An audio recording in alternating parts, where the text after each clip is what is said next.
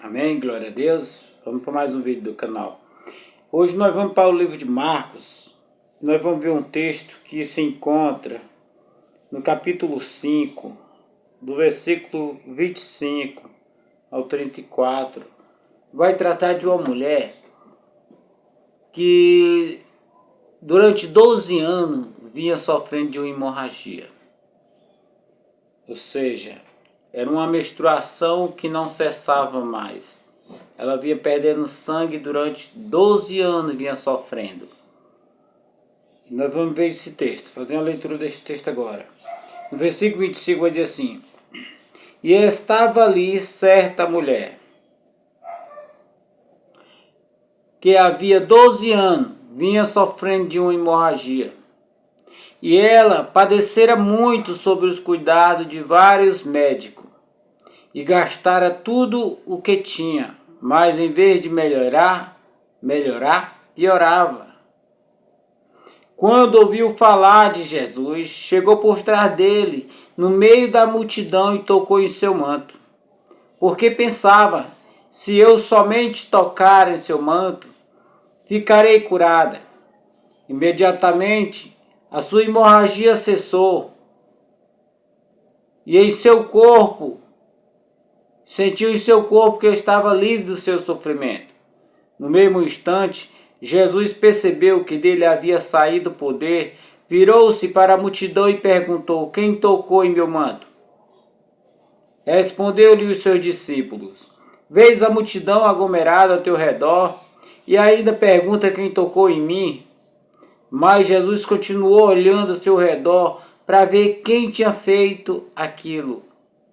Então a mulher, sabendo o que tinha acontecido, aproximou-se e prostrou-se aos seus pés, e tremendo de medo, contou-lhe toda a verdade. Então ele lhe disse: Filha, a sua fé a curou, vá em paz e fique livre do seu sofrimento. Esse relato aqui é de uma mulher que passou 12 anos sofrendo de uma hemorragia. E essa mulher vinha sofrendo porque o período da menstruação, as mulheres sentem muitas dores de cabeça, sentem muito mal-estar, porque é um derramamento de sangue durante o período da menstruação, que normalmente seria de 4 a 6 dias para cessar, e o que mais a mulher deseja é que passe esse período da menstruação para parar de derramar sangue e também para parar com as dores que elas sentem, dor de cabeça, cólica, e é um sofrimento terrível. Olhando para esta mulher, naquele período, na cultura deles, uma mulher que tinha uma espécie de hemorragia tipo essa, por exemplo, esta mulher, ela não podia ficar em público, ela não podia se aproximar de pessoas, porque ela era considerada uma mulher impura, devido a ela estar derramando sangue, estar tendo essa hemorragia. Essa mulher ela é considerada impura, então ela não podia estar no meio das pessoas. Então, quando elas estão sofrendo disto, elas estão no tempo da sua impureza, da sua menstruação, elas ficam isoladas, distante das pessoas, não pode ficar no meio, convivendo no meio da sociedade. E essa mulher, ela tinha essa hemorragia, era direto, todo dia, ela passou 12 anos sofrendo por esse tipo de problema, o problema que a sociedade rejeitava ela, porque ela não podia estar no meio do povo. E se já é ruim para as mulheres normal, que tem esse sangramento normal, durante 4 a 6 dias, imagine para uma mulher que passou 12 anos sofrendo de hemorragia. E aqui o relato vai dizer que Jesus ia passando nessa região. E quando Jesus ia passando, olha o que o texto inicia. O texto inicia dizendo assim: Tendo Jesus voltado de barco para outra margem. Uma grande multidão reuniu ao seu redor, e enquanto ele estava à beira-mar, então chegou ali um dos dirigentes da sinagoga, chamado Jairo, e vendo Jesus, prostrou-se aos seus pés e lhe implorou insistentemente: minha filhinha está morrendo, vem, por favor, impor-lhe as mãos sobre ela, para que seja curada e viva. Jesus ia passando nessa região, fez a travessia de uma margem para o outro, e quando chega nesse local aqui, um homem o aborda ele. E a abordagem é: a minha filha está morrendo, por favor venha e lhe põe as mãos sobre ela. Ou seja, esse senhor, ele era um homem importante, ele era um dirigente da sinagoga, era alguém que tinha uma importância bem maior do que uma pessoa comum. Então essa pessoa, ela tinha como chegar perto de Jesus com mais facilidade do que as outras, porque ela tinha uma importância maior ali na sinagoga, ele era o dirigente da sinagoga. E ele vai até Jesus e faz essa súplica para Jesus visitar a casa dele e assim curar a sua filha. Ele até dá alguns detalhes do que Jesus tem que fazer, como se fosse ensinando Jesus. Então Jesus atende essa ocorrência e sai a caminho da casa de Jairo. E indo a caminho da casa de Jairo, o que acontece? Alguém falou para essa mulher, que havia 12 anos, que vinha sofrendo dessa hemorragia. Alguém pregou para ela a respeito de Jesus. Ela ouviu a mensagem a respeito de Jesus e creu na mensagem que pregaram para ela. Provavelmente pregaram que Jesus curaria. Jesus curava os doentes. E ela vai até Jesus.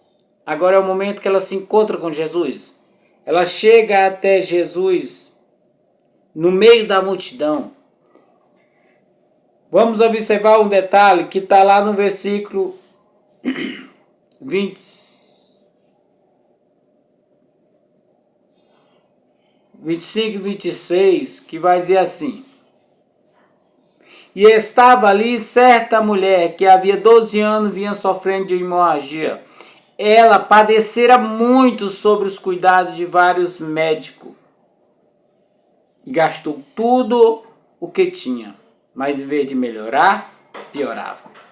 Ou seja, essa mulher vinha com 12 anos sofrendo de hemorragia e ela já tinha tentado vários meios possível que ela entendeu na época para conseguir a sua cura. Ou seja, ela gastou todo o seu recurso financeiro, provavelmente indo aos vários tipos de médicos da época, e os médicos não conseguiram solucionar o seu problema. A Bíblia não relata, mas a gente pode até imaginar isso, que ela também deve ter procurado algum tipo de rezador na época, porque não é diferente do nosso povo, da nossa cultura também, procura muitos rezadores. Uns vão até mais longe, vão atrás de macumbeiro. Ela pode ter procurado esses tipos de pessoas também, pensando numa cura mais instantânea, porque o sofrimento dela era tão grande que com certeza ela pensou em qualquer meio possível, ela pagaria tudo que tinha para se sentir curada. Mas vendo que tudo isso na vida dela foi um fracasso, porque o texto vai dizer que ela gastou tudo. Ela gastou tudo que ela tinha, todo o seu recurso financeiro ela gastou. Já foi um fracasso por aí, porque se ela gastou é porque não resolveram. Também, em vez de melhorar, a situação dela somente piorava. Então, Tem doenças, irmãos, você que está me ouvindo do outro lado, tem problema na nossa vida que o homem não pode solucionar. O homem comum não pode trazer a solução do nosso problema. Tem problema em nossa vida, irmão, que só Jesus mesmo pode resolver. E muitas vezes nós vamos atrás de todos os meios possíveis na terra, nós vamos atrás. Gastamos tudo, fazemos longas viagens, vamos para tanto lugar em busca de médico, de benzador, rezador, macumbeiro, o que for, de pessoas que dizem que pode fazer alguma coisa e de fato não faz nada. Nós fazemos tudo isso, vamos atrás dessas pessoas, irmão. E quando tudo isso der errado, o que nós faz? Aí nós olhamos para cima e dizemos assim: só resta Deus, só resta Jesus. Enquanto era para ser o primeiro plano, era para Jesus. Mas o ser humano corrupto, o ser humano pecador, primeiro ele vai atrás de tudo que ele pode alcançar com a força do braço. Quando não dá certo, aí é que ele olha para cima. Pois bem, mas ainda que só depois disso, ainda que nós venhamos fazer assim, correr atrás de todos os meios e só depois olhar para cima, nós não podemos deixar de olhar para cima, porque o socorro vem de cima, vem do alto. O socorro vem de Deus. Note que aqui ela ouviu falar de Jesus, alguém pregou. Olha a importância da pregação do evangelho, irmão.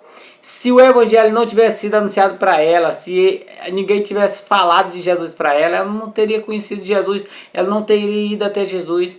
Mas graças a Deus, que Deus tocou no coração de alguém que anunciou as boas novas do evangelho para ela, e ela entendeu quem é Jesus, e creu em Jesus, e foi até ele. Então o texto continua no versículo 27, vai dizer assim: e quando ouviu falar de Jesus, chegou por trás dele, no meio da multidão, e tocou em seu manto. Ou seja, ela ouviu falar de Jesus. Quando ela ouviu falar de Jesus, ela pensou: esse Jesus cura. Eles estão dizendo que Jesus cura, pois eu quero essa cura. Eu preciso ir atrás dele. Agora imagina aí, irmão. Naquele tempo, uma mulher sofrendo de hemorragia não podia entrar no meio da multidão, não podia estar no meio do povo, tinha que estar isolada. A barreira que essa mulher teve que enfrentar para chegar até Jesus foi uma barreira muito grande, irmão. Imagina essa mulher se sentindo impura, derramando sangue o tempo todo e aquele mau cheiro, porque o sangue cheira mal. Imagina aquela mulher olhando que era o único jeito, era chegar até Jesus, era o único meio de cura. Então essa mulher enfrenta todos os obstáculos que ela vê pela frente, ela não se importa mais com o problema dela, ao ponto de deixar o problema dela ser uma barreira para ela, um empecilho para ela, mas ela vai lá e luta com todas as forças que ainda resta, ela enfrenta a multidão. Imagino que Jesus andava com uma aglomeração muito grande de pessoas, eram muitas pessoas ao seu redor, imagino que era vários obstáculos para ela até chegar em Jesus. Agora imagina como que deve ter sido o sufoco dela para alcançar Jesus no meio daquele tanto de gente, irmão. Mas tem hora, irmão, que o desespero da nossa vida é tão grande, irmão, que gera uma força dentro de nós que essa força é que nos leva até Deus. Porque se não viesse essa força, a gente desfalecia, irmão. Mas tem hora que a gente encontra uma força que a gente nem sabe onde encontrou. Mas o desespero do sofrimento foi maior e fez com que ela alcançasse até Jesus. Imagino que essa mulher não podia muito bem ficar no meio do povo, e o povo ali, provavelmente alguém já conhecia ela, mas eu acredito que ela colocou aquele pano no rosto que as mulheres sempre colocam e saiu empurrando em outro, abrindo espaço, abrindo caminho. Imagino que quando ela viu que já estava numa certa distância onde ela podia alcançar Jesus, tendo um salto, eu imagino que ela se jogou, se lançou com o braço esticado para tocar em Jesus da distância que ela estava, ela sabia que ela não errava. Então ela pensou consigo mesmo, ainda que eu não fale com ele, ainda que ele não pare, ainda que as pessoas me empurrem, eu quero apenas tocar em seu manto, pois este homem é o Filho de Deus, ele pode me curar. Imagino que essa mulher creu com uma certeza tão grande da sua cura, que ela se lança até Jesus e consegue tocar, apenas tocar. Ela não segurou o manto, ela não se arrastou segurando o manto, mas ela tocou. A Bíblia diz que ela tocou o manto de Jesus. Imagina, irmão, nesse momento ela tocando o manto de Jesus ali, e provavelmente ficou na mesma posição que ela estava ali, de cabeça baixa no chão. E na memória ela sentiu aquele alívio no corpo dela, aquela paz, o corpo dela enxugou, ela se sentiu livre do seu sofrimento. Imagina a alegria que deve ter nascido dentro dela, brotado dentro dela pela cura, durante 12 anos esperando por uma cura, irmão. Se a gente doente com poucas horas, a gente fica angustiado, e quando a gente fica bom, a gente pula de alegria. Imagina uma pessoa que há 12 anos vinha sofrendo e agora ela consegue a tal cura esperada. Imagina a alegria dessa mulher pulando de alegria. Assim, no momento ela ficou cabisbaixo ali no cantinho, mas eu tenho certeza que dentro dela o espírito dela pulava de alegria, irmão. Agora Jesus para. O texto vai dizer que Jesus para. Ele vai dizer assim: respondeu-lhe os 30. O versículo 30 vai dizer assim: no mesmo instante, Jesus percebeu que dele havia saído poder. Virou-se para a multidão e perguntou quem tocou em meu manto. Ou seja, naquele instante que a mulher toca no manto de Jesus e ela é curada, dali sai virtude de Jesus, sai poder de Jesus. Naquele momento Jesus para. Percebendo que dele havia saído virtude, ele para e olha por meio da multidão como alguém que não tem conhecimento. E nós sabemos que Jesus sondava os corações. Então por que Jesus perguntou quem tocou em mim? Será que Jesus não sabia? Será que Jesus realmente era uma pessoa que não tinha conhecimento nenhum ali? A resposta é um sonoro claro que não, né? Jesus é onisciente, ele sabia quem tinha tocado nele. Mas a pergunta é, por que Jesus perguntou? Então, o que Jesus queria era que essa pessoa viesse até ele e se identificasse, contasse o seu problema. Porque Jesus sabia que essa pessoa tinha sido curada. Então, essa mulher, vendo o que tinha acontecido, olha o que diz o texto. Respondeu-lhe Jesus aos discípulos. Respondeu-lhe os discípulos: vês a multidão aglomerada ao teu redor e ainda pergunta quem tocou em mim? Os discípulos não entenderam nada que Jesus estava dizendo. Jesus disse assim: alguém tocou em mim.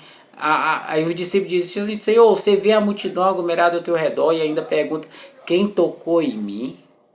Eles não entenderam o toque. Jesus estava falando que alguém tocou, mas não tocou como qualquer pessoa estava tocando nele, porque ali muita pessoa tocava nele, peitava nele, talvez empurrasse ele, porque era muita gente. Só que o toque foi um toque diferente, um toque de fé, um toque que fez com que de Jesus saísse poder.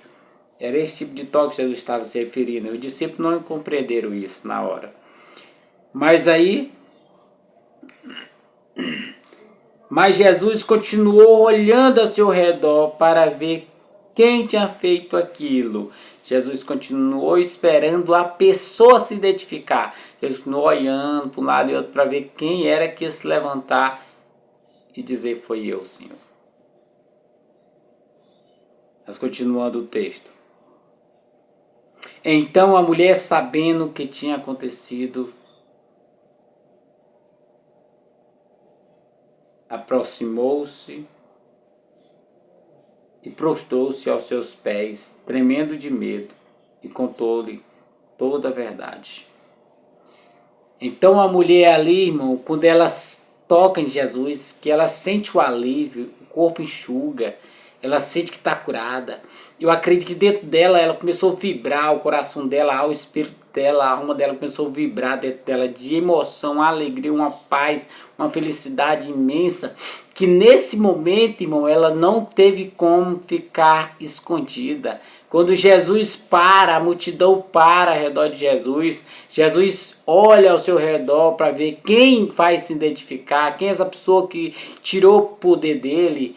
Jesus espera e ela não aguenta ficar ali oculta, ela vai lá e confessa toda a verdade.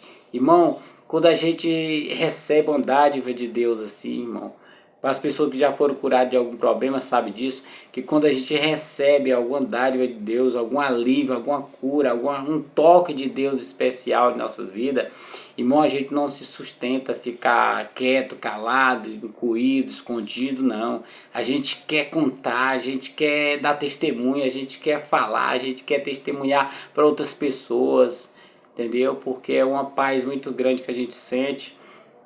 E essa mulher não aguentou ficar em segredo mais. Ela foi lá e contou toda a verdade, porque ela sentiu que ela estava livre do seu sofrimento, ela estava em paz. Então ela foi lá no meio da multidão e contou-lhe toda a verdade para Jesus.